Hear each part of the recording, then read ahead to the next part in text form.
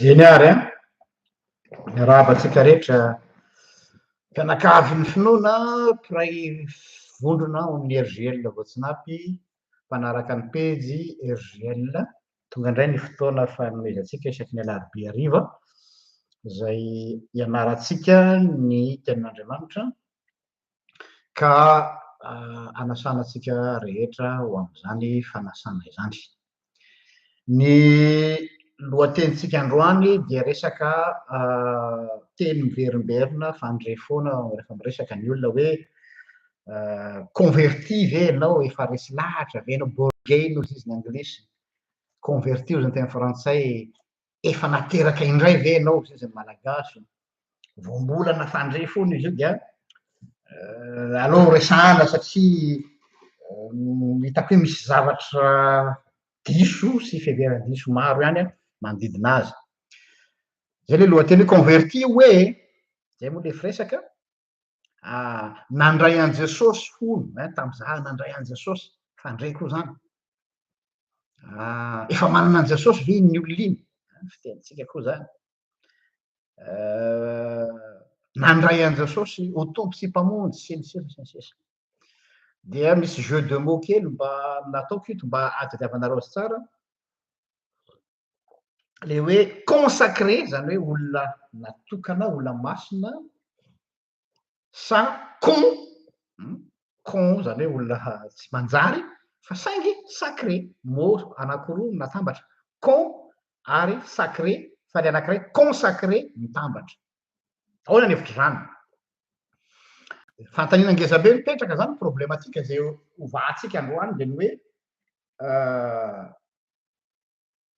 ny fanoloran-tenan'ny olona anankiray ve no fepetra takin'Andriamanitra aminy mba ho lasa olom-baovao izy sa ny maha olom-baovao anao no mitarika anao ho amin'ny fanoloran-tena.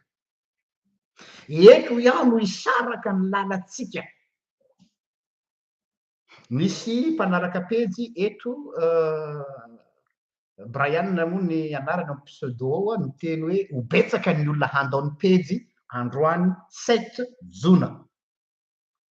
Possible mihitsy. Betsaka aminareo zay entre guillemets mety mankafy ny pejy mety androany no tena tsy te hierika vovoka anahy intsony na tsy te hierika vovoka ty dia ohatran'le rahalahy maromaro efa niala moa fa betsaka niala hoe niova ny fampianaranao fa lasa manao mivaona ianao dia sûr et certain koa fa ho anisan'izay ny sasatsasany aminareo rehefa vita ity ka dia tsy mahagaga raha isy zany zavatra zany satria averiko foana hoe za eto amin'ity pejy ity tsy mitady sitraka amin'izaniza, tsy mitady bravo tsy mitady like tsy mitady j'adore tsy mitady olona makafy fa za mitory ny filazantsara. Donc zany ho an'izay mety tafitoana de efa ialana tsy ny sahady sisy tsiny tompoko raha misaraka eto ny lalantsika. Eny ary mialoha zany de vavaksika sotranao zay Jesosy noho ny teninao sy ny fampianarana zay omenao mandray ny tian'io ty. Ny teninao de tsy maintsy toriana madio sy mazava na iza faly na iza tsy faly. Ianao no ametraka ny teny ao am-bavako ny anaranao Jesosy. Amen. Miainga avy amina anecdote personnelle no hitondrako azy. Nananamana anankiray zay aho avy amin'ireo fiangonana sy tononoko eto ny anarany fa avy amin'ireny fiangonana courant charismatique irony. Dia niaraka manao tafika masina zay roalahy za avy amin'ny fiangonana lehibe fiangonana loterana ny fehiko izy avy amin'ny fiangonana charismatique fa mpinamana be zay roalahy ankahazo ato satria samy mirehitra ny amin'ny fitorianany filazantsara tao Antsirabe tao tamin'izany fotoana izany. Dia niaraka zay tonga ny weekend mandeha bisikileta eritreretinareo hoe mianga ao Antsirabe zay mandeha bisikileta mitety ny ambanivohitra iny manao tafika masina mitety isam-baravarana. Nilalovako zany efa nataoko daholo ny karazana asa fitoriana rehetra nitety varavarana nitory teny eny tena tsena tena amoron-dalana nandeha bisikileta nandeha efa lalovako daholo ka nisy ny expérience. Dia ozy izy ty rahalahy ty hoe za ozy izy misy fanontaniana manetikitika tena mpandehanana zay mandeha bisikleta manao fitoriana misy fanontaniana fa elo ozy izy tiako apetraka aminao Jean-Luc fa tsahako apetraka aminao fa androandro alefa so fa tsy manino zao ozy izy ahoana ozy izy misy zavatra tsy azoko aminao fa inona hoa ianao ozy izy tena mafana fo tena hitako ny firetam-ponao ny amin'ny évangélisation na fitoriana ny filazantsara nefa nozy izy ino tsara nefa ozy izy ianao vita batisa zaza ary tsy vita batisa zaza fa natao batisa atete fa tsy mba natao batisa masitrika tsy azoko ozy izy de ho za taminy hoe ianao tsy mahazo za koa tsy mahazo ny fanontanianao inona ho any tianao atongavana mody adala anofa fantatro ny tiana atongavana de ozy izy hoe ny olona fantatro mafana fo ohatranao zao izy izy de olona natao batisa olo bebe ihany ary olona natao batisa tany an-dranobe ary nasitrika tao anaty ranobe de reny olona reny ozy izy normal raha mirehitra ohatranao zao nefa ianao izy izy sady tsy natao batisa olo bebe no tsy nasitrika an-dranobe fa batisa an-jaza de zao no navaliko azy ono aralahy ianao ve ozanao midoteny mahazanak'Andriamanitra non non non ozy izy ka eo indrindra ozy izy misy zavatra tsy azoko am'le zavatra efa navalina zay anekdote zay ny angatsika zany hoe za tsy hiditra débat amin'ny resaka batisa satria tsy zay ny lesona eto androany efa nanao fampianarana am'izany tsika fa ny zavatra tiako atongavana de zao ny zavatra mahavarina am'ty fanontaniana ty lehilahy ty de hoe ary ao anatintsika rehetrarehetra koa hoe ny réflexentsika masahy mandrefy ny mahazanak'Andriamanitra ny olona anankiray ny fahasahintsika mandrefy na ny mievalue manao tombana ny statut mahazanak'Andriamanitra ny olona anankiray amin'ny zavatra hitan'ny masontsika amin'ny fahatsapana zany hoe miainga avy amin'ny fahatsapana sy miainga amin'ny zavatra hitan'ny maso no handrefesantsika sy hanombanantsika hoe tena efa nateraka indray ty olona ty na tsy mbola nateraka indray ary reo no erreur fondamentale tsika 5 isanjato satria ny akabeazantsika de hoe mbola olona tsy converti ny olona iny mbola tsy nateraka indray ny olona iny satria tazako eny aminy ireto sy reto sy reto zay daholo ny réflexe ny akamaroantsika manana ny fisainana io ary zay le fahadisoana ngeza be izay hoarodana androany fanontaniana faharoa vokatry zay fanontaniana zay ary de zao hoe iza no manana ny compétence afaka micertifie ny mahazanak'Andriamanitra ahy na tsia iza no manana ny compétence afaka micertifie ny mahazanak'Andriamanitra na tsia tsy ianao mihitsy ianao lazaiko eto zany hoe tsy ianao le mitazana tsy ny fiangonana koa tsy ny mpiara-mivavaka fa Andriamanitra rery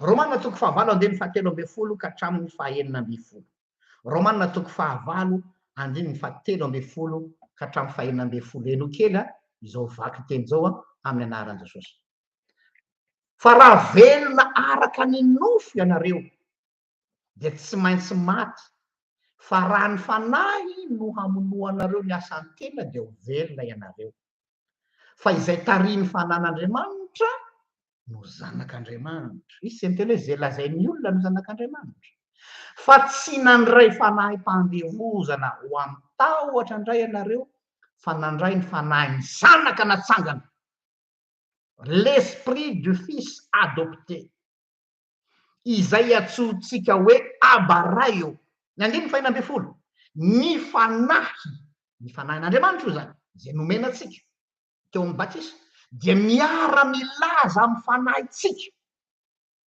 fa zanak'Andriamanitra isika averiko indray ny fanahy zany ny fanahin'Andriamanitra dia miara-milaza zany hoe tsy zaho no deklare hoe zanak'Andriamanitra aho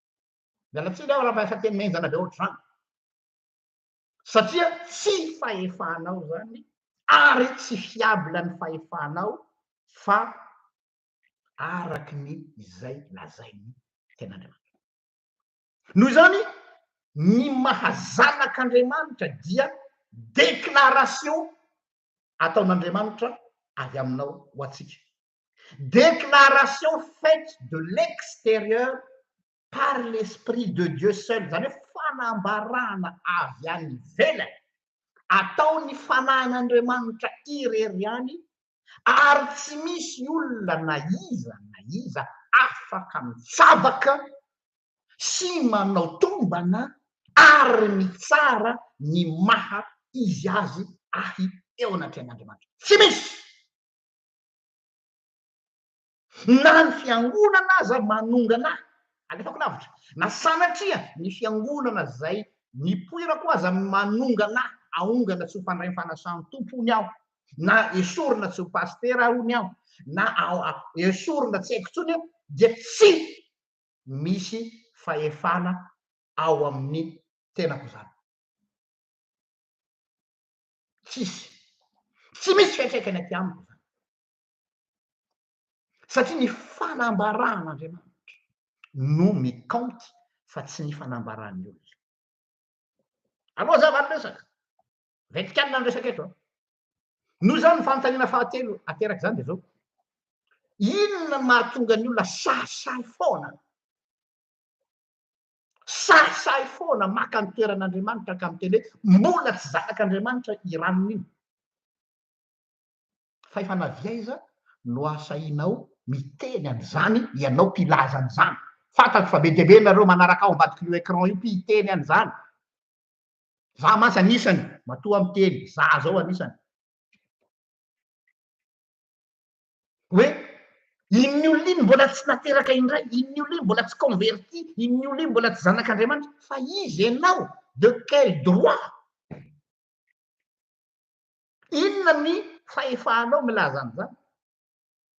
Satria ny antony mahatonga ny akamaroantsika, zaho ao anatin'izany asiako mafy ny tenako mangana fa tsy manala vahatena ao anatin'izany aho, de ny échelle de valeur référence raisiko de zaho no ataoko référence de hoe rehefa tsy mitovy amiko ianao zany dia tsy zanak'Andriamanitra. Rehefa tsy mitovy amin'ny lalana ny zorako amin'ny fanaranan'Andriamanitra ianao dia tsy izy. Zay le olona mpiteny an'izany. Ao amin'ny manarak'izay ao amin'ny tontolo kristianina, isika kristianina koa dia manana ny vocabulaire atsika. Io le converti io vocabulaire entre atsika io, karazana code de langage préfabriqué izay nifandovan'ny taranaka taty aoriana dia lasa perroquet fotsiny, lasa mamerina le izy vide de sens. Converti tsy converti, nandray an'i Jesosy, tsy fantatro hoe inona ny dikan'le izy. Ny fahasainao milaza hoe converti ny olona iny na tsy converti ny olona iny, zava-doza manimba olona. Averiko ndraiky, ny fahasainao milaza fa converti ny olona iny na hoe zanak'Andriamanitra nateraka indray na tsy converti ny olona iny dia dangereux zany, zava-doza izany. Satria nahoana? Dans les deux sens dévastatrice le izy, manimba olona be dia be. voalohany dans un premier sens dia zao à côté de la plaque tanteraka ianao le milaza an'zany satria hoe nahafeno fepetra zay everinao fa izy le olona deo zany hoe tena zanak'Andriamanitra anao rakoto tena zanak'Andriamanitra anao rabe nefa raha sanatry le olona mbola tsy izy dia tu as empoisonné cette personne namosavy ianao miteny anao zay ny bokin'ny Jérémie hoe fiadanana kanto sisy fiadanana tsinona ny lazainao le olona fa efa zanak'Andriamanitra satria le critère anao no tazanao eny aminy dia hoy ianao hoe zanak'Andriamanitra ny olona iny ka raha sanatry iny mbola tsy zay tokoa dia loza ho anao zay ny teny an'izany satria ianao nampino zavatra tsy misy. Donc tu as induit les gens à l'erreur, ce qui est encore grave. Zay ny danger voalohany. Danger faharoa raha milaza koa ianao hoe tsy zanak'Andriamanitra ny olona iny, tsy converti ny olona iny, tsy nateraka indray ny olona iny, noho ny critère zay apetraka ao koa nefa le olona tena zanak'Andriamanitra fa tsy tazanao ety ivelany tokoa angambany amin'ny fietsany dia eritrereto ny dégâts teraka zay teninao zay satria olo io lasa tafalatsaka ao anatiny atao hoe sentiment de culpabilité, sentiment de mpanameloko ary iza no mpanameloko tompoko lahy sy tompoko vavy sakana efa nazera le mpiampangatsika zay miampangatsika mampanga ny rahalahatsika andro aman'alina eo anatrehan'i Jehovah Apocalypse 1:10. Donc raha ianao no miteny hoe tsy convertir ranona tsy zanak'Andriamanitra ranona tsy manana an Jesosy ranona satria tsy manana ny retretretra izy dia mpiampanga ianao ary ny mpiampanga egalina devony dia milahatra amin'ny satana ianao zany manampy. Donc aza miteny mihitsy akombon'ny vava aza manao apprenti sorcier hoe ranona converti ranona tsy converti c'est pas ton affaire ary tsy azo tsaraina à l'œil nu zany zavatra manimba zavatra satria raha vao manao an'izay ianao dia lasa ianao no référence zay le izy zany le fireharehana ianao zany no ataonao référence ianao zany no atao repère na conversion-ny olona c'est qui une aberration totale. Pourquoi je dois me calquer à toi pour être réellement enfant de Dieu? Dis-moi pourquoi. Donne-moi une réponse. Maninona no tsy maintsy hitovy aminao zay avo azo hoe tena hoe zanak'Andriamanitra mba lazao kely hoe ny anton'izany. Donc aza miditra amin'izany mihitsy satria tsy andraikitra ao zany tsy domaine anao zany fa lasa misavoka ny voninahitr'Andriamanitra. Avela koa ny amin'iny. Ndao amin'izay antsika hiditra amin'ny fanazavana le atao hoe conversion. Ahoana ty jeu de mots ty conversion ty hoe fahaterahana indray. Tout d'abord, voalohany indrindra zao hoe ny teny hoe conversion na hoe conversion zany dia tsy voambolana biblika rery hoe tsy aty amin'ny domaine ny fivavahana sy finoana ihany no mampiasa an'io voambolana hoe conversion. Ohatra zao tsika hoe manakalo vola ianao zao dia manao conversion, manao échange, conversion ariary en euro, conversion en euro en ariary. Donc voambolana profane io, voambolana quotidien io. Zay moa zany zavatra anankiray tsara azavaina. Ohatra zao hoe fandrentsika hoe i ranona ohatra hoe ny artiste malaza reny na mpihira malaza dia hoe il s'est converti au véganisme, lasa végane le olona, lasa végétarien le olona sy ny sisa sy ny sisa. Na hoe niala tanteraka avy amina orientation politique tany amin'ny gauche izy dia lasa droite tapaka, na hoe niala tany amin'ny républicain izy dia lasa démocrate. Zany hoe tena niova paradigme tanteraka amin'ny atao hoe conviction. Fampiasa koa zany amin'ny domaine public. Ampiasaina koa zany ny hoe miadere amina groupe anankiray. Zay zao misy olo hoe converti le olona dia hoe ao anatin'izay dia hoe miala tsy ho kristianina ho fa lasa silamo dia il s'est converti à l'islam. Miala amina appartenance religieuse mifindra amina appartenance religieuse hafa. Donc hitanareo fa le terme hoe converti zany a malalaka be fa tsy ilay araky le eritreretintsika hoe voafehy am'le zavatra anankiray ao atsatsika. Fa na izany na tsy zany ny zavatra mahaliana antsika manokana de zao ny sens biblique, ny sens étymologique. Andehantsika zany anao hijery nisy champ sémantique atao anatin'ity fandarana ity.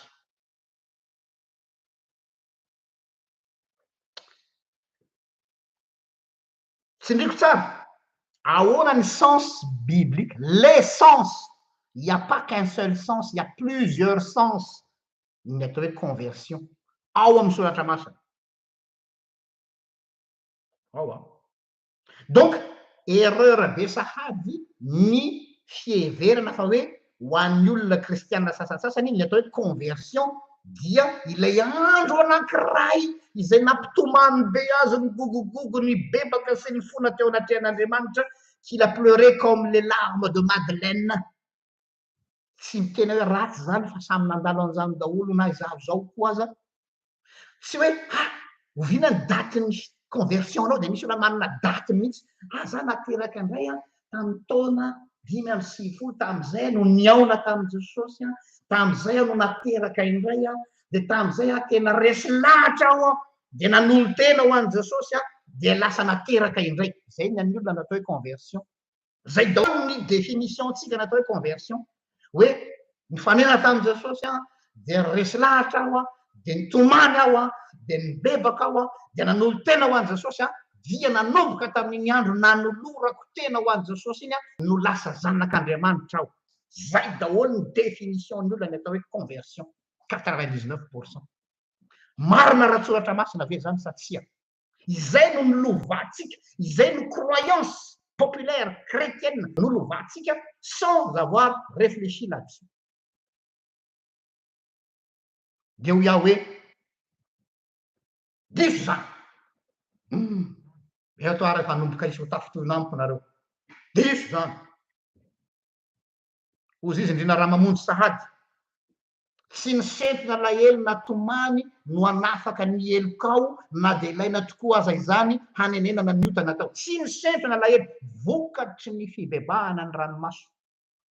Vokatry ny fiekekeloka ny ranomaso. Fa tsy ny ranomaso natao hoe fibebahana. Tsy ny ranomaso natao hoe fivapo. Tsy azonao vidina amin'ny saint-po Andriamanitra ary tsy azonao fitahina amin'ny ranomaso Andriamanitra. Za koa tsy milaza hoe tsy izy le ranomaso. Aleo zany hazava ty resaky ty. Aleo hazava ty resaky ty. Fandray foana ny fitenenana hoe niova fo ranony. Inona bijabaka ny maro tamin'ny koto lehilahy mahitsamo. Niova fo koto e. Niova fo ranony. De inona mahatonga ny olona sur quelle base no atonga ny olona milaza an'izany. Zany hoe mahatonga ny olona miteny niova fo ranony. Io le lazaiko anareo hoe zay l'erreur à ne pas faire. C'est pas à moi de dire hoe niova fo ranony. De ozy ny olona hoe niova fo ranony.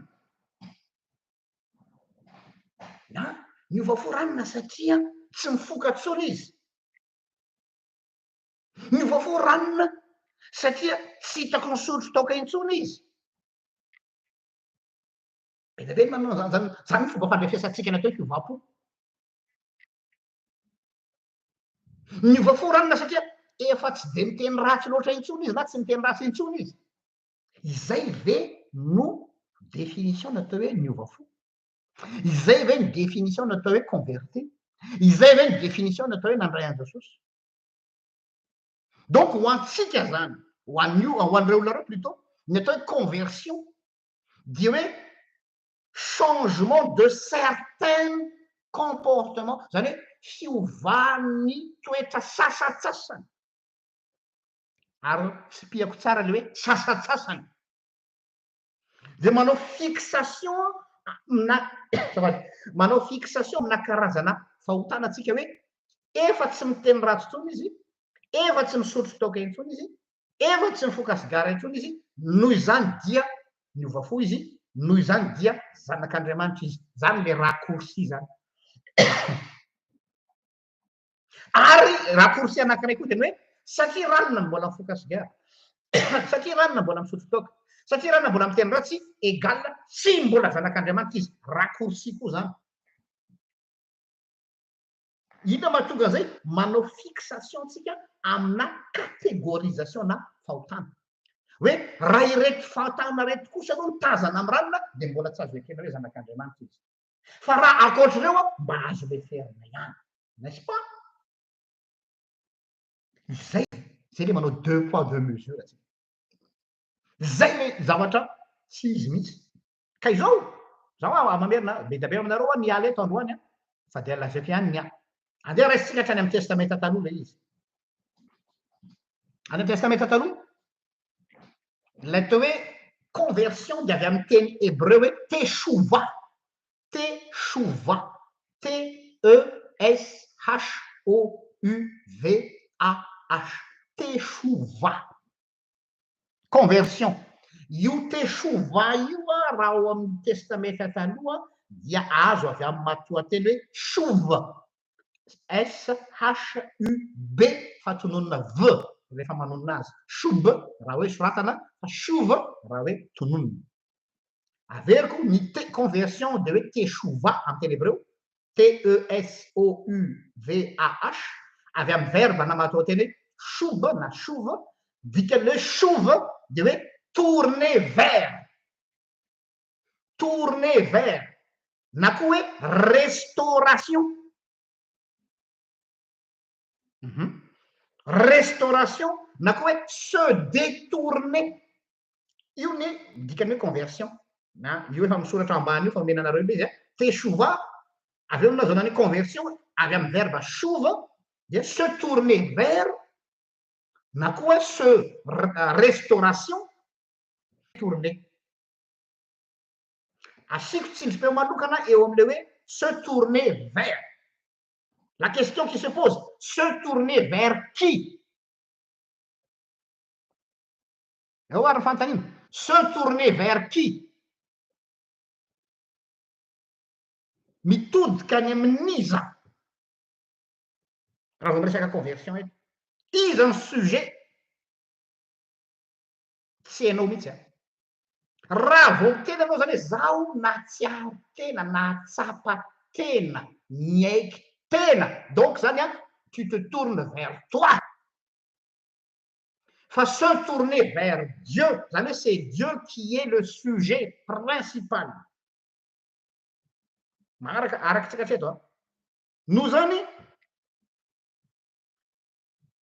amin'io le mitodika amin'Andriamanitra io dia io voambolana io le hoe mijery se tourner vers ohatrany hoe mitodika ianao zany de hoe mijery mibanjona an'Andriamanitra zay le izy jereo tsara fa ny conversion zany de tsy le resaka hoe fiovatoetra tsy resaka fitomanina fa hoe mitodika mijery an'Andriamanitra se tourner vers Dieu vers l'éternel io mampatsiaro atsika an'ilay tantaran'ilay menarana varahana tany anefitra fony nandeha tany amin'ny désert ny zanak'Israely asa raha tadidinareo le menarana varahana tam'izay Andriamanitra dia nanome baiko any Mosesy rehefa nikakerin'ny menarana ny zanak'Israely de hoe iny taraina ny zanak'Israely hoe ahoana no atao zay ty lany menarana rofaty de ozy Jehova hoe manaova ianao menarana varahana de antony ambonin'ny hazo de zay mijery eo am'izay le izy ceux qui se tournent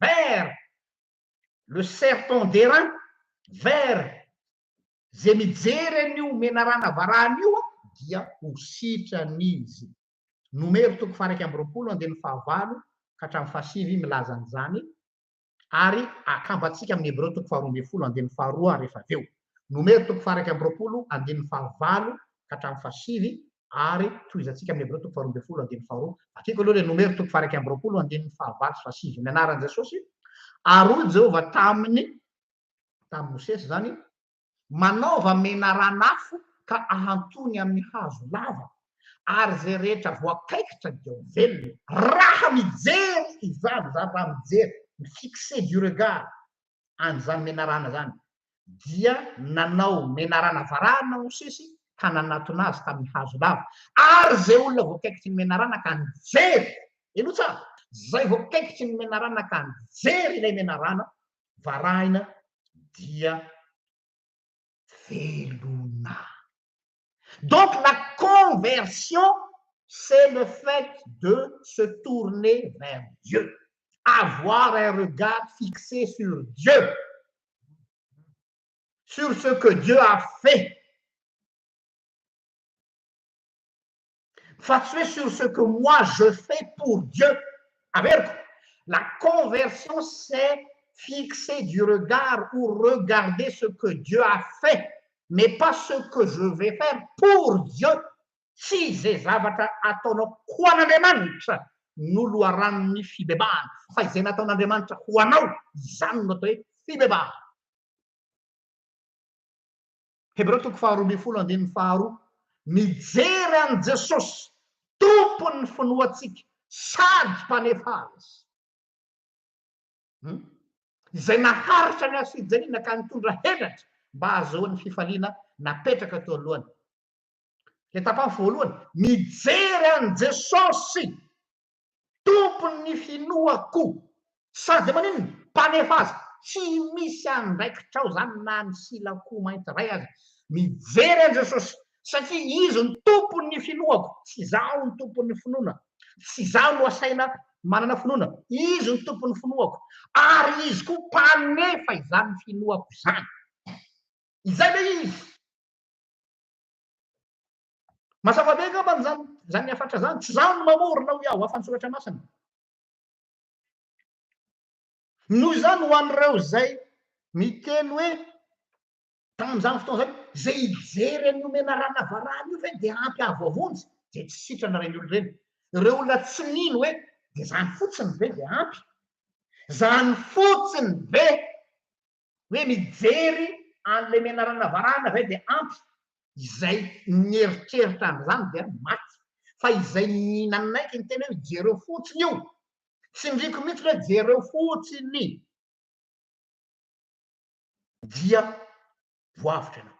Est-ce que c'est suffisant? Eny tompoko lahy sy tompoko vavy tsy mila avy aminao fa Jesosy ny tompony finoana sady mpanefa izany. Tiako tsindrina tsara iletika ao anatin'ny betronao, ao anatin'ny ati-dohanao, ao anatin'ny lohanao zao zavatra lazaiko zao. Izay le hoe izy ny tompony finoana ary izy no manefa izany, tsy ndriko manefa fa tsy anao.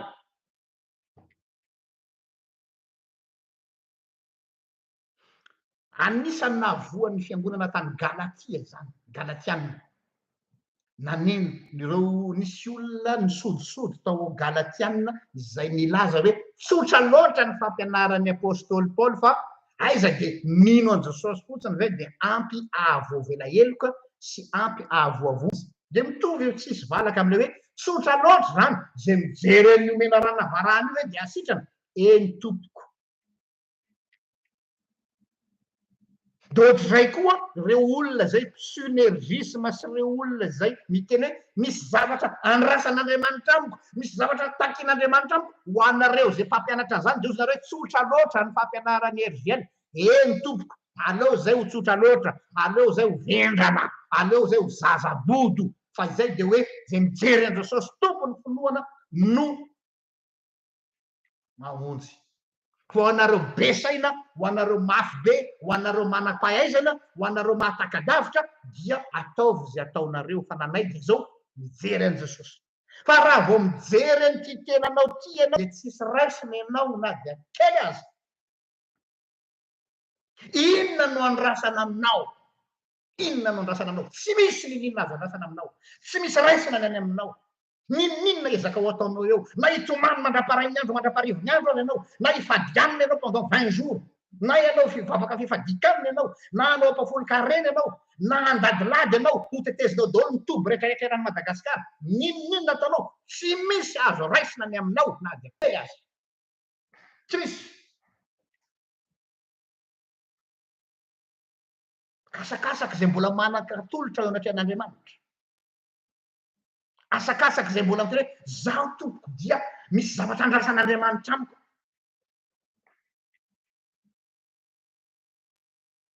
Eo.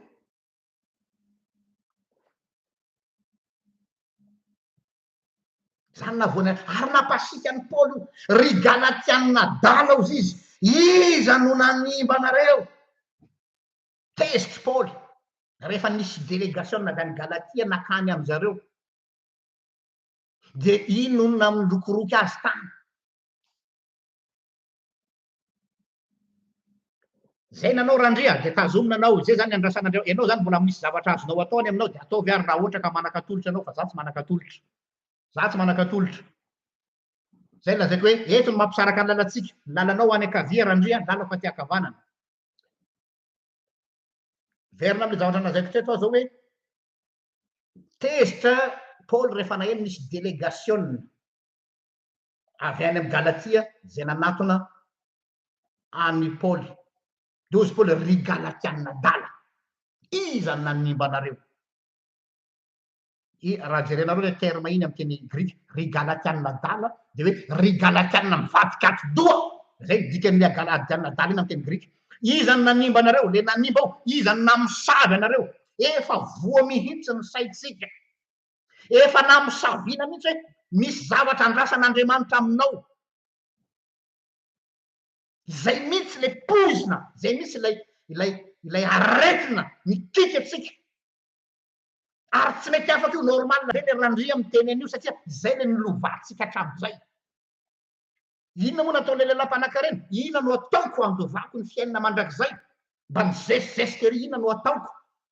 Dozy Jesosy hoe ianao zany ohatra ny te hiderako fa mba mahavita zavatra. De modiny Jesosy mijouer le jeu. Ay, inona voalaza lalàna?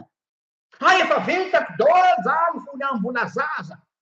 De ozy ny soratra masina ary nijery azy Jesosy ka tia azy ary niteny taminy diso zavatra ray aloha ianao. Zany hoe iny tiana lazaina iny aseoko anao fa tsy misy na iray aza vitanao. Marary atsika matsy le hoe rehefa ny zavatra any aminao irrecevable, tsy zakan'le nofo mpanota. Raha vao hoe ny zavatra any aminao tsy misy ilana anao. Marary zany teniko zany, za zao koa marary mainao zany, fa zany noho izy. Tsisy ilana anao, tsisy ilana zay vitanao, tsy misy dikany zay vitanao. Eo anaty an'Andriamanitra, tahaka ny lamba miosondra ny fahamarinanao. Ninona ny fahamarinanao eo anaty an'Andriamanitra? Tsy misy. Inona no atolotra ao an'Andriamanitra ao? Tsy manan-katolotra ianao. Fa izay lenao mitanjaka eo anatrehan'izay no tsy mety mety an'izay ny olona. Fa mbola mieritreritra izy fa mbola il peut faire quelque chose. Allez-y alors. Si vous pouvez faire quelque chose, je vous donne ma bénédiction. Mais moi, j'en peux rien. Za tsy manan-katolotra.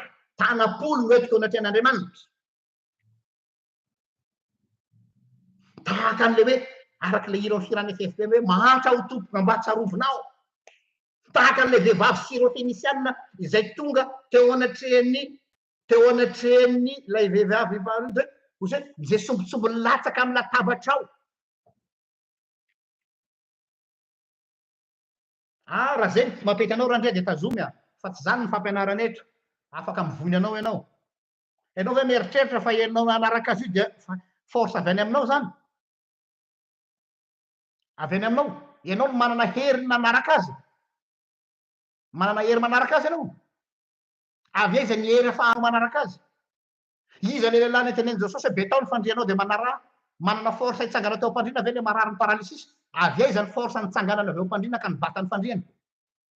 Ianao zany mbola mafy be ka mahasotoara ianao manaraka mitsangana dia mandeha amin'ny herinao fa tsy maninona.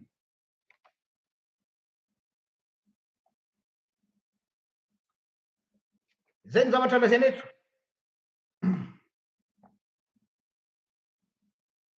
Mino fotsiny ve dia ampy?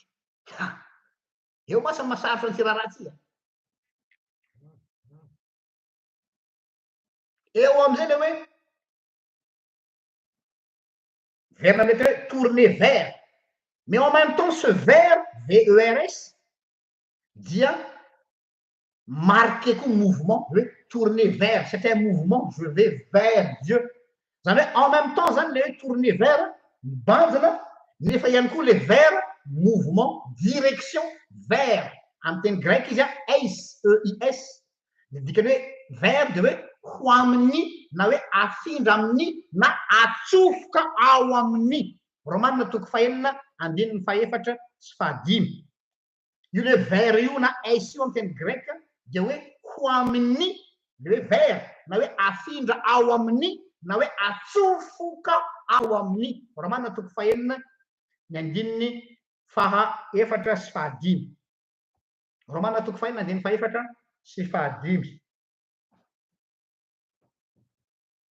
zao ny vola zao a amin'ny anaran'i Jesosy koa niarana levina taminy batisa ho amin'ny fahafatesana isika mba ho tahaka ny nananganana ny Kristy tamin'ny maty tamin'ny voninahitry ny ray no handehanantsika kosa tamin'ny fiainam-baovao fa raha nampiraisina taminy eno tsara raha nampiraisina de jereo baibolinareo hoe nampiraisina misy astérix kely eo amboniny raha nampiraisina tamin'ny endriky ny fahafatesantsika de ho tahaka izany koa amin'ny fitsanganana Romanina 6:4-6 vakiko izy amin'ny teny frantsay a mahaliana be ny filazany azy amin'ny teny frantsay zao ny volazany amin'ny teny frantsay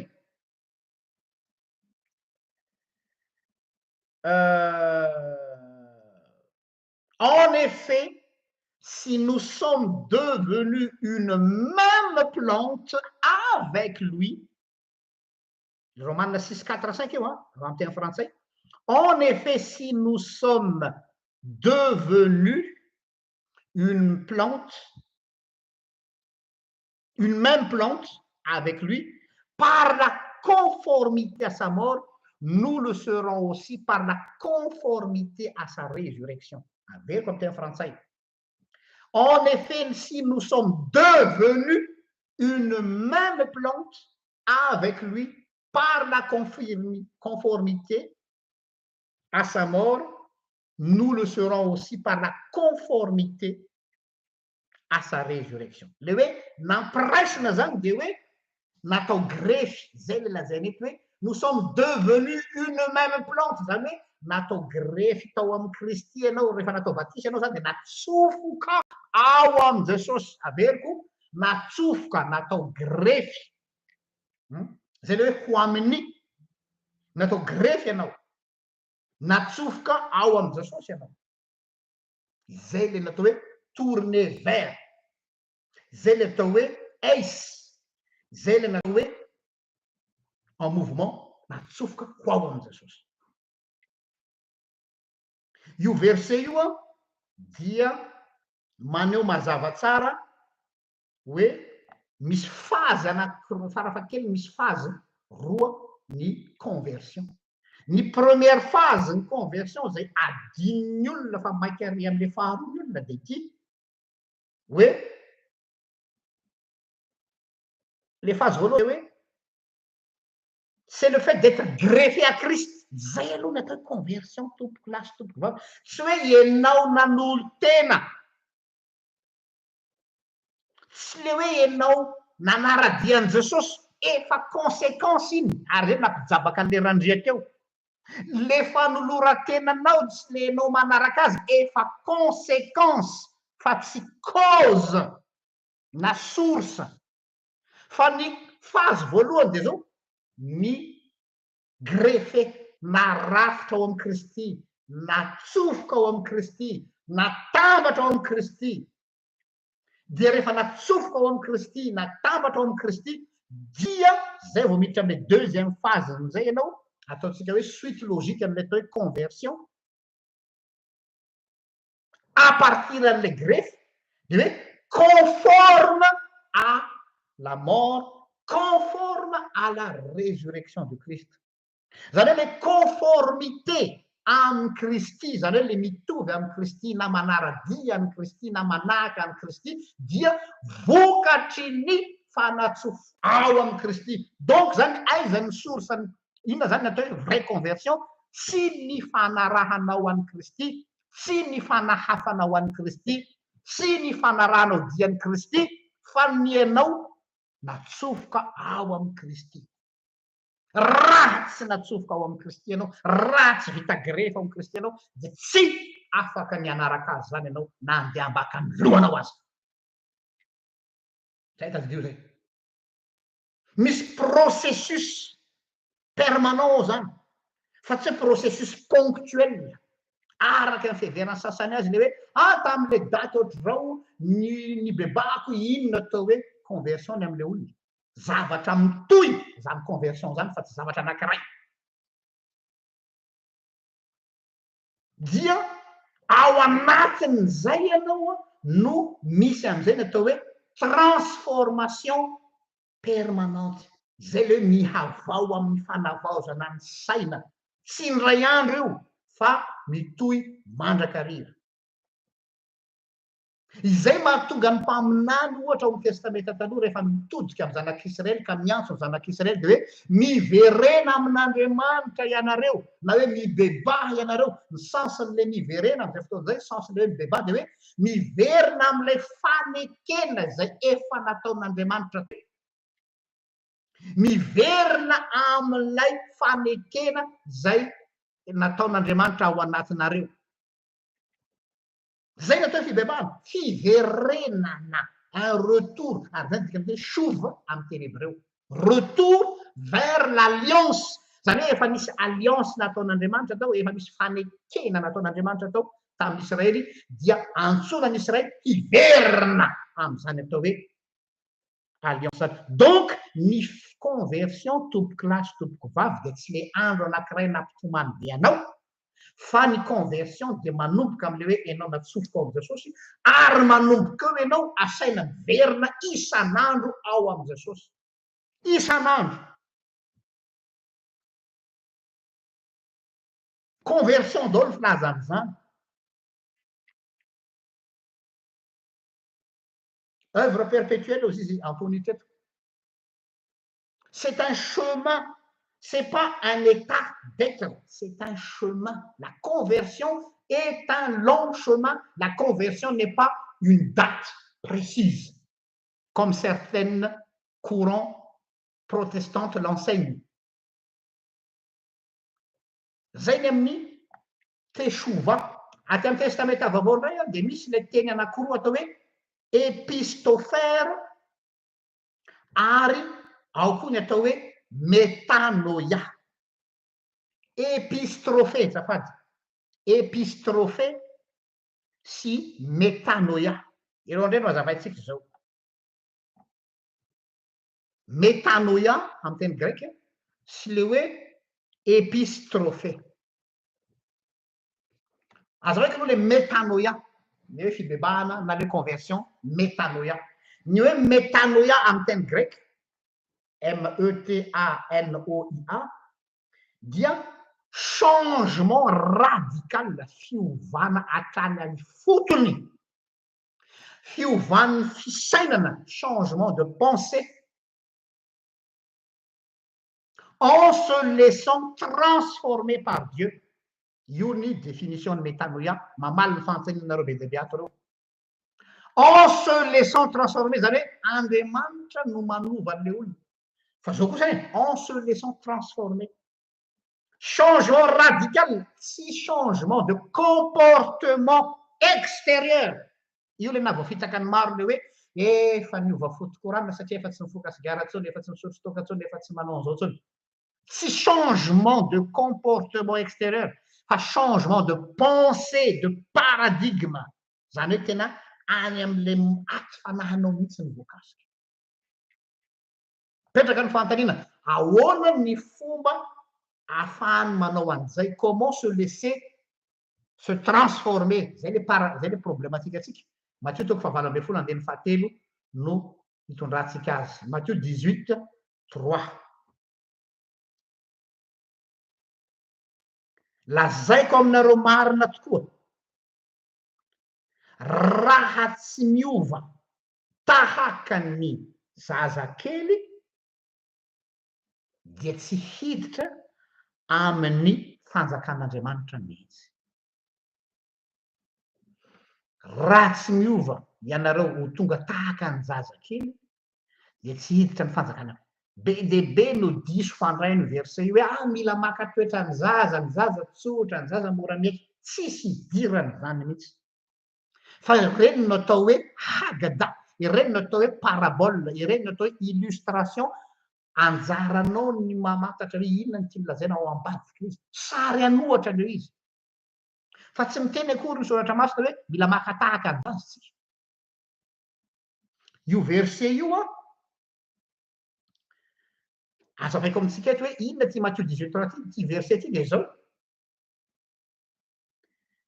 tsy milaza comportement na toetra arahana ce n'est pas un comportement à adopter tsy zay izy ahoana ny fomba azahoana io raha tsy miova tahaka zaza zany hoe raha tsy miverina toy ny zaza de mba azahoana azy natsika tsotra ihany tsy miezaka manao interprétation ny lohabenao ianao fa ny soratra masina ihany no manazava ny soratra masina dia andeo vakitsika jaona toko fahatelo andeny fahafito ka hatramin'ny fahasivy jaona toko fahatelo andeny fahafito ka hatramin'ny fahasivy zao ny voalaza ao amin'ny anaran'i Jesosy azagaga no nilazako taminao hoe tsy maintsy ateraky indray ianareo io le izy hoe tsy maintsy mitonga toy ny zaza ianao zay le izy tsy maintsy ateraky indray ianao na ateraka avy any ambony ny rivotra mitsoka am'izay tiany ary renao ny feony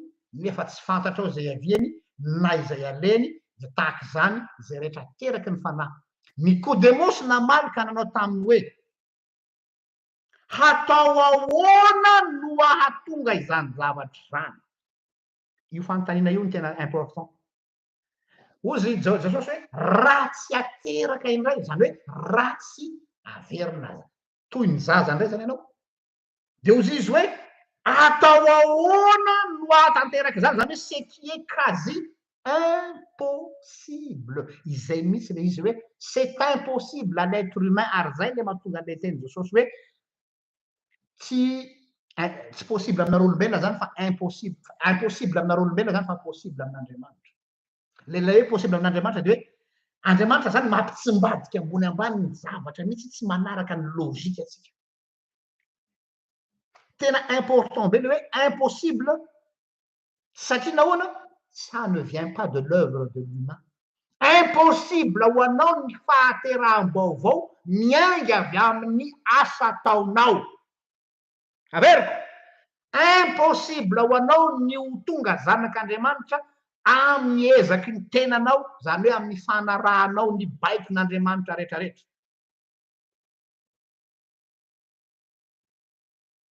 impossible fa asan'Andriamanitra izany ny fanahy mitsoka am'izay tiany ary tsy fantatsika avy aiza no fiviana izy eto am'izay tsika zany dia miditra tseritra am'izay ary le andininy fahavalo am'izao toko fahatelo andininy fahavalo teo teraka indray né de nouveau raha mijery baibolinareo anao nateraka indray de jereo le nateraka indray misy croix kely eo misy astérix kely a de jereo ery ambaniny baibolinareo ery amin'ny bas page na ery amin'ny footnote de hoe nateraka indray égale nateraka avy any ambony né d'en haut mazava nateraka indray araky jaona de égale nateraka avy any ambony inona dikan'izany ni nouvelle naissance na ny conversion ce n'est pas un auto-changement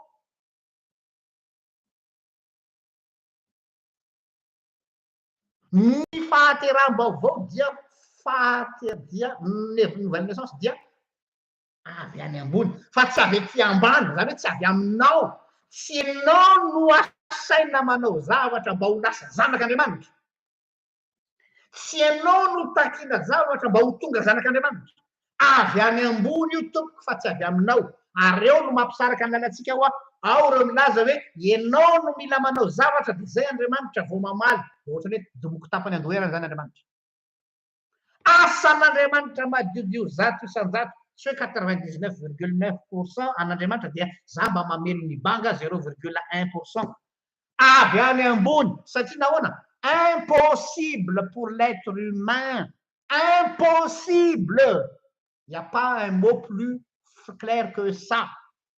Impossible avy amin'ny œuvrenao, impossible avy amin'ny effortnao, impossible avy amin'ny zay ataonao, impossible amin'ny fahatsiarovatenanao tsy ianao natsiaro tena tomboky fahasan'Andriamanitra zany. Satria nahoana ny fahaterahana avy any ambony dia adoption, fananganananaka, changement de statut, zay vao changement de comportement. Fa nan'olona masy de hoe changement de comportement zay vao changement de statut. Changement de statut no mandeha mialoha. Ovana aloha hoe iza ianao, ny identiténao mihitsy aloha no miova. Zay vao change. Fa ny olona masy maiky raha tsy miova ny toetrany dia tsy ho zanak'Andriamanitra izy. Donc zany na ny olona ny conversion égale changement de comportement, changement de statut, changement d'identité. Zay vao rehefa michanger ny identiténao, zay ianao vao mandeha makany amin'izay changement de comportement. Azavaiko tsotra, ianao zao za zao malagasy dia teraka tamin'ny nationalité malagasy. Avy eo aho naturalisé belge, zany hoe nandray nationalité belge. Za miteny aminareo zao zany de hoe manana naturalisé belge. Fa izao manomboka ny andro zay nananako ny nationalité belge dia se conformer amin'ilay identitéako aho. Ny zavatra zay tsy haiko rehetrarehetra dia ianarako manomboka ny andro ananako an'le karatra maha-belge. Ananako le karatra rehefa manana ny identité iny dia à partir an'iny aho mianatra ny culturany, mianatra ny fiteniny, mianatra ny fombany, mianatra ny hira-pireneny, manaraka ny fombafomban'ny fiarahamoninao, manaraka ny lalànao, satria aho efa nandray ny identité belge. Fa tsy hoe tsy misy olona hoe mety mahay hira-pirenena belge tsy anjery izy, mety mihinana fihinany belge izy, mety izy manaraka ny lalàna belge izy, fa tsy ho zany mihitsy no a-belge azy no vinanao vina. Fa noho izy natsangana, noho izy adopté, noho izy naturalisé. Donc la conversion, c'est une naturalisation, c'est une reconnaissance céleste, adoption céleste. Zay vao miroso any amin'ny atao hoe changement de comportement. Fa tsy hoe ianao no michanger comportement mba ho reconnaissance-avan'Andriamanitra avy any an-danitra. Ndry efa mezaka kosa le zanako, ndry efa mba manao zay tratrany kosa izy. Noho zany dia omeko azy le statut mahazanak'Andriamanitra. Andriamanitra tsy ohatratsika olombelona ka andeha amina émotion na sentiment. À partir an'le fotoana ianao lasa mandray an'le identité mahazanak'Andriamanitra anao dia eo amin'izay tonga l'expression populaire manao hoe deviens ce que tu es. Devenir ce que nous sommes. Ny kristianina zany dia toujours en devenir. Tsy ho lasa zanak'Andriamanitra fa efa zanak'Andriamanitra izy dia manaraka an'izay sata mahazanak'Andriamanitra zay izy ka miezaka manaraka izay sitrapony ray satria efa zanak'Andriamanitra izy. Fa tsy hoe miezaka izy hanaraka ny sata mba ho lasa zanak'Andriamanitra. Deviens ce que tu es, na koa hoe devenir ce que nous sommes. Amin'ny lafiny teolojika zany misy voabolana teolojika mahalaza azy tsara dia le hoe io ny fifangaroan'ilay atao hoe le déjà et le pas encore. Le déjà et le pas encore. Eo anelalelan'ireo foana ny kristianina. Déjà et pas encore. Jaona voalohany toko fahatelo andiny voalohany ka hatramin'ny fahatelo milaza an'izany mazava tsara. Jaona voalohany toko fahatelo andiny voalohany ka hatramin'ny fahatelo. Vakitsika io le hoe déjà et pas encore. Amin'ny anaran'i Jesosy. Endre manao ahoana ny fitiavana nasehony raha eo antsika dia niantsona antsika hoe zanak'Andriamanitra sady izany tokoa isika. Koa noho izany dia tsy mahalala antsika izao tontolo izao satria tsy nahalala azy izy. Ry malala, eno tsara ankehitriny aza dia zanak'Andriamanitra isika.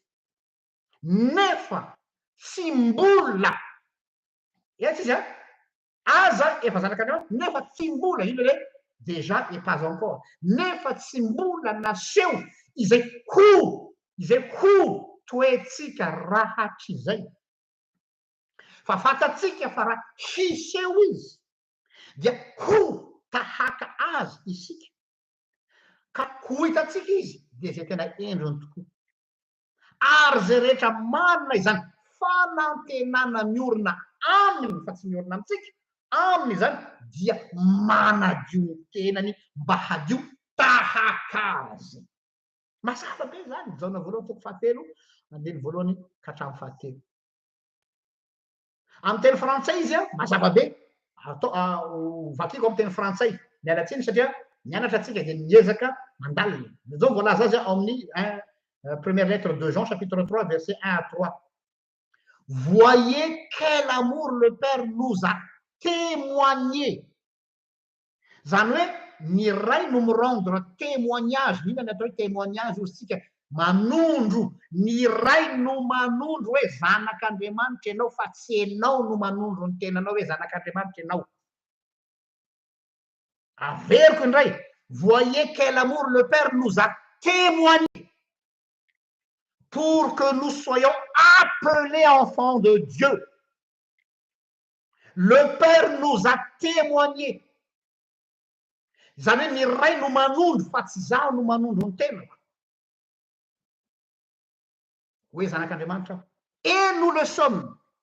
De tout ça, si le monde ne nous connaît pas, c'est qu'il ne l'a pas connu.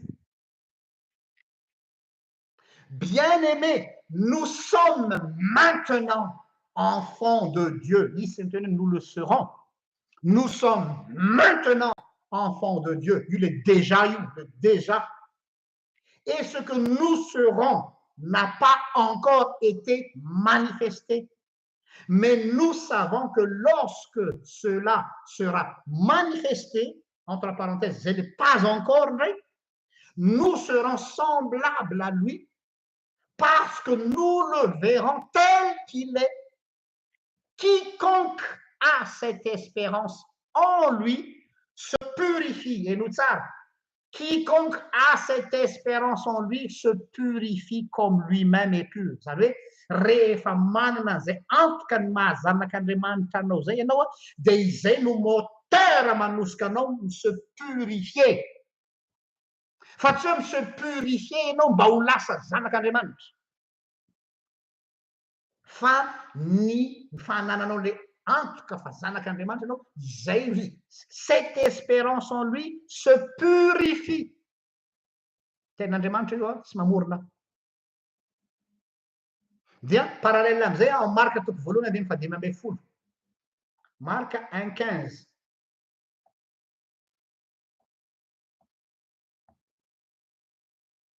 Zao voala zao Marka toko voalohany andiny fadimy ambin'ny folo. Ny anaran'i Jesosy, efa tonga ny fotoana, hozy Jesosy, efa tonga ny fotoana, zany hoe déjà là, déjà présent.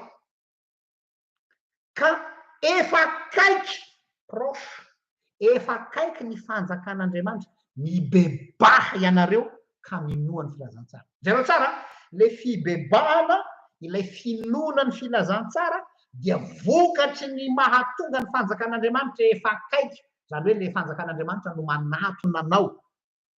Le hoe akaiky tsy fotoana fa Jesosy no efa manatona an'io, le efa akaiky ny fanjakan'Andriamanitra, zany hoe efa tonga midina ety amin'izao tontolo zao, manatona ny olona. De Kristy zany. Le fanjakan'Andriamanitra dia akaiky manatona. Le royaume de Dieu s'approche de nous. De rehefa manatona anao ny fanjakan'Andriamanitra, izay no manosika anao hibebaka. Kay zany ianao mibebaka io, kay e. Kay ianao miaiky ny fahotanao io no Andriamanitra mamangy anao. Fa tsy ianao natsiaro tena, tsy ianao natsiaro saina, tsy ianao no kanto, ho sisa ny fitenainy atsimo any kanto zany ianao no maranitra, tsy ianao ny olona hendry, tsy ianao ny olona mino fa matoa ianao mibebaka dia satria izy no mamangy anao satria ny fanjakan'Andriamanitra manatona ny olona dia mibebaka ny olona fa raha tsy mbola manatona ny olona Andriamanitra tsy misy fibebahana zany na andeha ambaka ny lohanao azy noho zany ny conversion dia conséquence ny nouvelle naissance aza fangaro foana zany manomboka androany la conversion n'est que la conséquence de la nouvelle naissance le fahateram-baovao zay Andriamanitra mamangy ny olona Andriamanitra manatsofoka atsika ao amin'ny Kristy Andriamanitra manavao atsika dia izay no miteraka ny atao hoe conversion raha tsy zay tsy mipetraka ny conversion famangin'Andriamanitra samy rehetra izay no tena izy fa ny problema ny olona dia zao heveriny fa ny fanoloran-tena ho an'Andriamanitra no mahazanak'Andriamanitra azy sy ny fanoloran-tenanao tompoko dia vokatry ny famangin'Andriamanitra anao vokatry ny famangin'Andriamanitra anao dia amin'izay fotoan'izay ianao dia izany mahatonga anao hiaiky ny fahotanao zay le metanoia hidirantsika indray ny epistrophe EPISTROPHE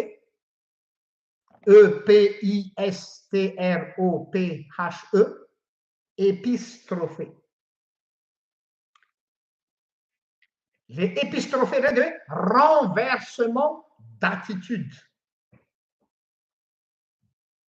renversement tanareo le renversement zany hoe tsy mibadika ambony ambany zay le izy renversement zay koa le atao hoe conversion zany raha amin'ny epistrophe retour vers un modèle de pensée dont on s'est détourné zany hoe nouvelle orientation donc raha marina satria lasa be ny fotoana voafetra ihany fotoana azontsika amin'izany eto ary mandany mega be ho anareo raha fitiniko zany ny zavatra rehetra voalaza dia zao synthèse formule tsotsotra ty dia angatahako ny seriako mba hanoratra azy eo ambany eo ato amin'ny synthèse dia ny hoe conversion égale chouve plus métanoia manome ny epistrophe azavaiko rehefa avy eo ny conversion zany dia chouve plus métanoia manome ny atao hoe epistrophe merci chouve plus métanoia manome ny atao hoe epistrophe zany hoe processus dynamique io c'est un chemin lalana andehana mandrakariva makany amin'ny ao amin'le mahazanak'Andriamanitra dia io entre parenthèse nataoko io ambany io citation an'i Martin Luther se plonger quotidiennement dans son eau de baptême zany hoe miverina ao amin'le loharano mipoiranao isan'andro ianao izany natao hoe conversion zany dia tsy mijanona tompoko lasy tompoko vavy fa maraina atoandro hariva dia on se convertit tous les jours processus le izy fa ny zava-dehibe voalohany dia ity hoe le identiténao le changement d'identité le statut mahazanak'Andriamanitra anao izay aloha no voalohany zay vao miroso amin'ny atao hoe miova ny paradigme anao miova ny orientation anao ary rehefa miova ny paradigme aminao miova ny orientation anao dia zay vao miafara amin'le hoe miova amin'izay ny comportement zany hoe ny comportement ny fitondran-tena zany dia efa ty amin'ny fahatelo fa tsy atena voalohany dia changement d'identité oviana zany changement d'identité zany eo amin'ny batisa no andraisana ny mahazanak'Andriamanitra changement d'identité ary rehefa miova ny identité anao miova ny satanao miova ny statut anao dia miova koa ny paradigme ao aminao miova ny ny orientationnao iny lay lazaina ary am'le métanoia zany iny ary rehefa miova am'izay ny paradigmanao zay vao miova ny comportementnao donc tsy vitany ray andro rany fa zavatra mandramaty dia manao va-et-vient amin'io anao zany hoe miverina zany hoe miverena am'le fitiavanao voalohany de fitiavana voalohany de miverina am'le identiténao mahazanak'andriamanitra anao dia iny no manefy ny paradigmanao sy manefy ny orientation fisainanao ary zay orientation fisainanao zay no manefenao ny comportementnao dia manao cercle eo foana le izy miodina eo foana fa tsy hoe tamin'ny roapolo taona lasa no niova fo de vitatreo donc zany raha fitina de hoe justification vers sanctification ary ny afarany atao hoe rédemption justification sanctification rédemption ny fanamarinana maimaimpona aloha no mandeha mialoha fa tsy ny sanctification mihitsy tsy ny fahamasinana ny mandeha mialoha fa ny fanamarinana zay vao sanctification ary le sanctification koa tsy indray mandeha fa lalana mizotra lavabe iny mandra-pahatonga anao any am'le atao hoe rédemption le rédemption de le hoe fitovizanao amin'ny Kristy dia ho faranako zao catéchisme d'adulte zao a mety ho gaga anareo satria zaho pastora d'obédience luthérane raha zay zany nilazana azy raha ny fotom-pampianarana arahako dia phrase-ny fahamaritana nataon'ny concile Vatican II hitako hoe tena mitombona tsara ny fahamaritana avy amin'ny concile Vatican II zay na de pastora ary aho a tsy hoe rehefa zavatra navoakan'ny Vatican de ratsy tsy hoe rehefa zavatra navoakan'ny fiangonana katolika de tsy izy zay zavatra marina de mila ekena fa marina zao ny fanazavan'ny concile Vatican II ny amin'ny atao hoe conversion la conversion c'est lorsqu'on est introduit dans le mystère, lorsqu'on est introduit, introduit, la conversion, c'est lorsqu'on est introduit dans le mystère de l'amour de Dieu et qui appelle les chrétiens à entrer dans une relation personnelle avec Dieu. La conversion, c'est lorsqu'on est introduit, une conversion est introduit, lorsqu'on est introduit dans le mystère de l'amour de Dieu, mystère comment ça se fait, et qui appelle les chrétiens à entrer dans une relation personnelle. Ny mamakiatsika nefa les relations efa manana fifandraisana amin'Andriamanitra le le olona efa misy fiovana ve le fiainan'le olo tsy any ny conversion lo tompoko lahy sy tompoko vavy de zao hoe introduit dans le Christ ianao ao amin'ny Kristy natsofoka ao amin'ny Kristy raha zavaika de novangin'Andriamanitra manokana ianao novangina ianao natsofoka ao aminy ianao zay ianao vao afaka manana relation amin'Andriamanitra. Donc avant d'être une relation qui s'établit, c'est tout d'abord un appel, une introduction. La conversion est d'abord une introduction en Christ et après une relation avec le Christ. Cette relation, nous, c'est votre introduction, greffe, c'est votre relation. Vous n'avez pas de demande, ziazy tamin'ny taloha indrindra ka ho azy mandrakizay mavaksika misotranao de sosio noho ny izay fampianarana izay ny fanahinao ane no hanazava izany anatin'ny fonolo fa manaiky zay ary baboka eto anatrehanao hoe tsy manan-katolotra anao zay tsy mahay manaiky anao zany zay e na izahay manaiky anao io ara de tsy zahay fa ny fanahinao no manome anay hery ahafahanay miaiky ny faharatsinay fa raha ny mahampanota anay de tsy niavonavom-panahinay no mibahana fa de ny famanginao ianao mamangy ny olonao no ahafahan'ny olona mitsangana ka manaraka anao voninahitra ny ho anao zay hatramin'ny taloha indrindra ka ho anao mandrakizay amen ny mirary soatika rehetra manome fotoananao amin'ny heriny toy zao ndray raha sitrapon'Andriamanitra. Hainao matomboko.